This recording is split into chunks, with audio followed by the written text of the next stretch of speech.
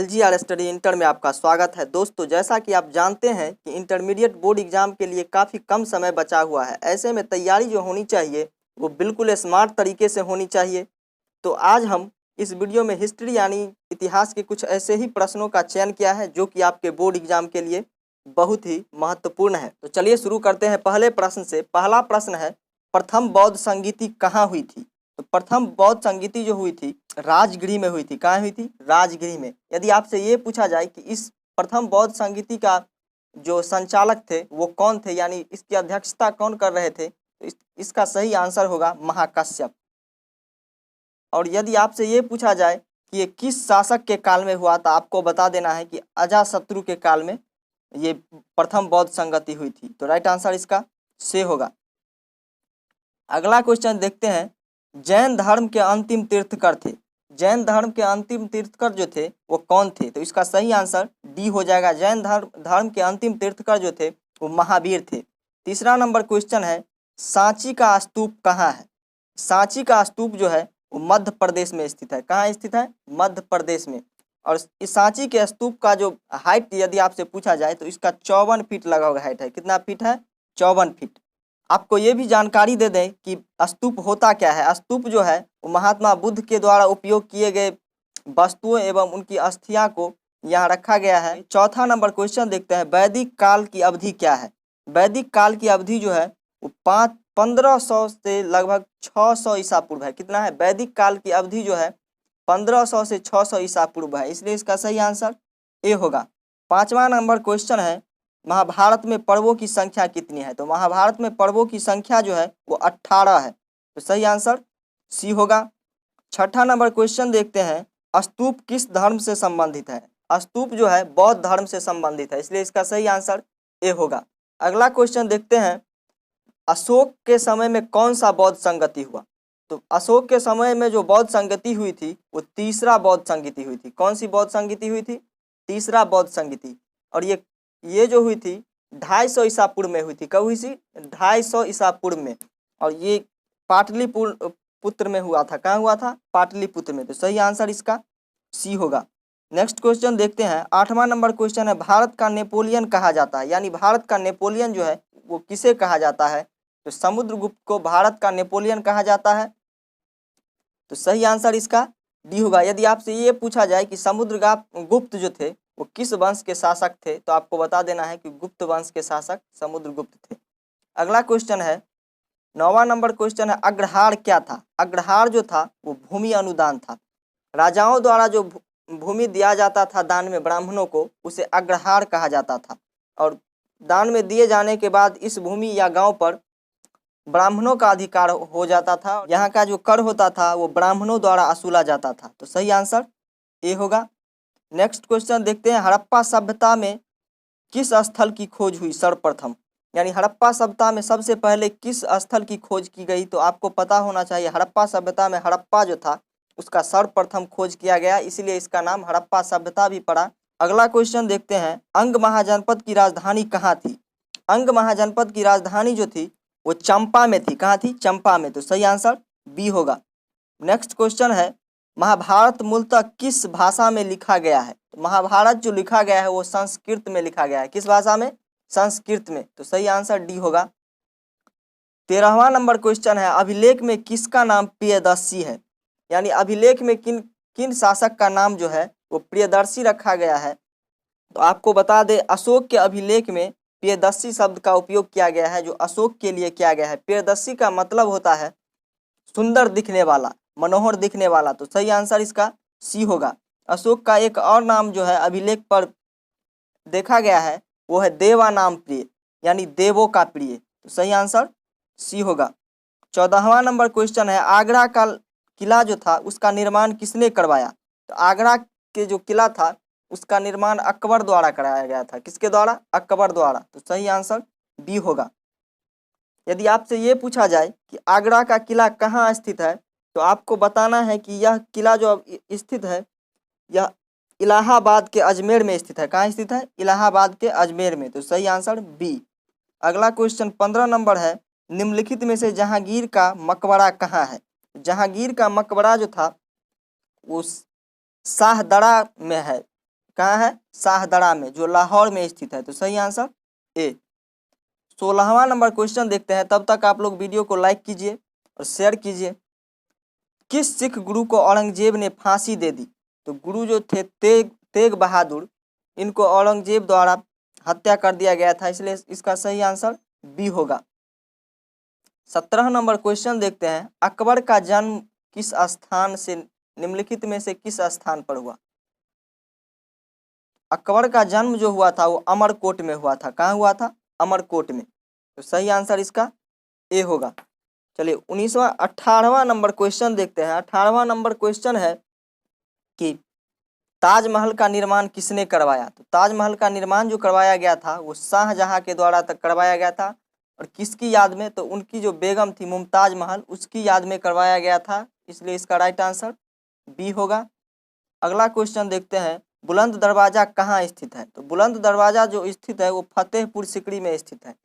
किसके द्वारा ये बनाई गई है? तो अकबर ने बुलंद दरवाजा का निर्माण किया था। तो राइट आंसर इसका बी होगा।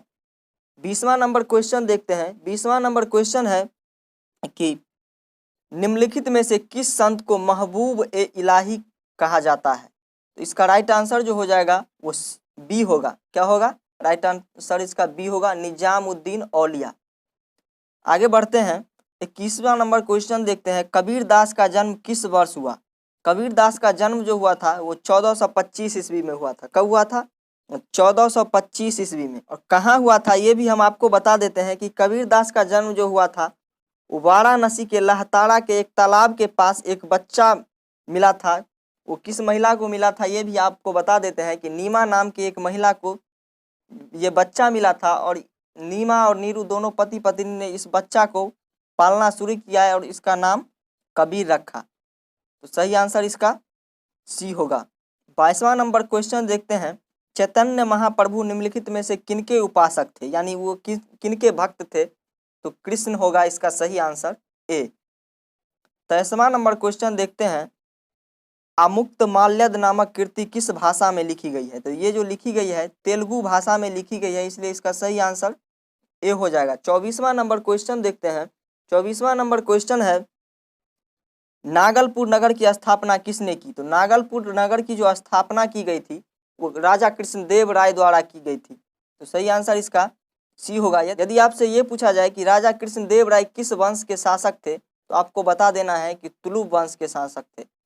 कहाँ के शासक थे? तो आपको बता देना है कि विजयनगर के शासक थे। कहाँ के शासक थे? विजयनगर के।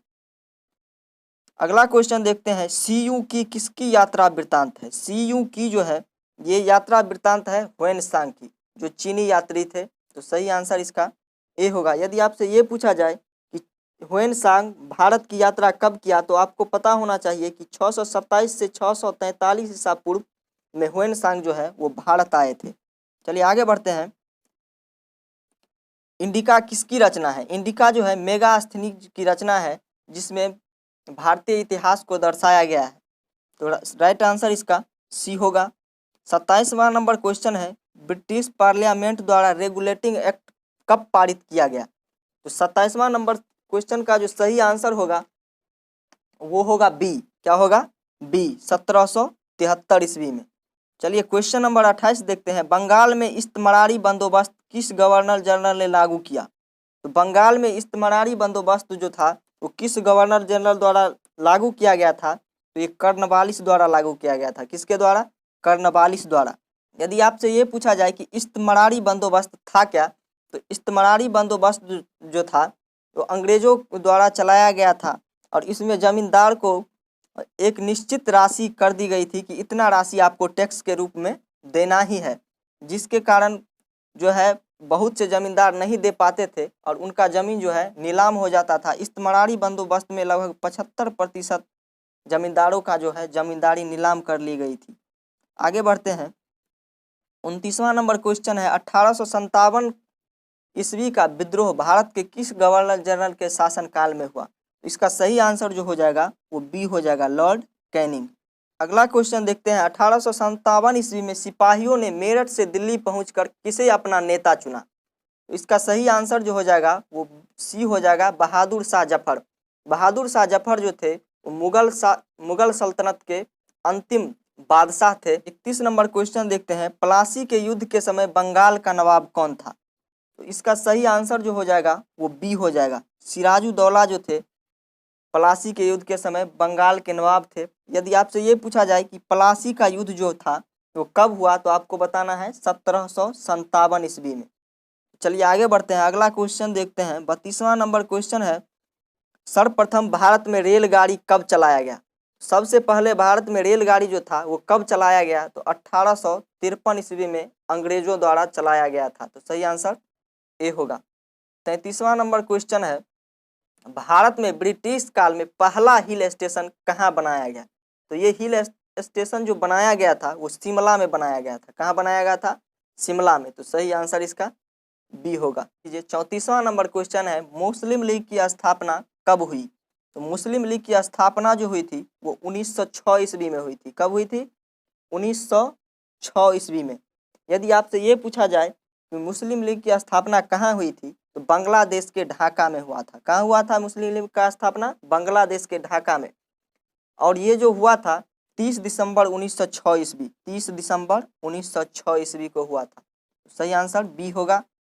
चलिए नेक्स्ट क्वेश्चन देखते हैं, खिलाफत आंदोलन कब हुआ? तो खिलाफत आंदोलन जो हुआ था वो 1920 ईस्वी में हुआ। कब हुआ था? 1920 ईस्वी में। सही आंसर इसका ए होगा। 36 नंबर क्वेश्चन है, पूना समझौता कब हुआ? तो पूना समझौता जो हुआ था वो 1932 ईस्वी में हुआ था। तो इसका सही आंसर ए होगा। चलिए आगे बढ़ते हैं, अगला क्वेश्चन है, रॉलेट एक्ट कब पारित किया गया?